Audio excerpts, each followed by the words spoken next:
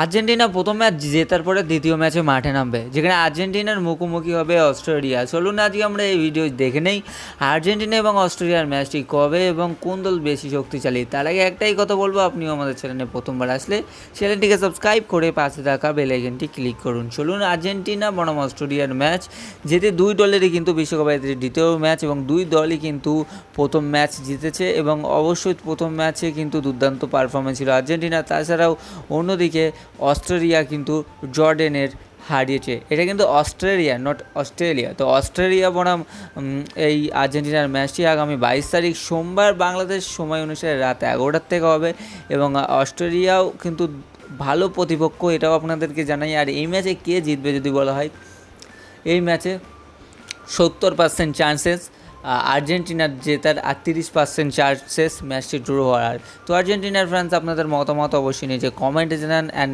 ভিডিওটা আশা করি ভালো লেগেছে, কারণ ডিটেলে একটু বললাম যে দুটি দলই কিন্তু বিশ্বকাপের প্রথম ম্যাচ জিতেছে অ্যান্ড ভালো মার্জিনে জিতেছে।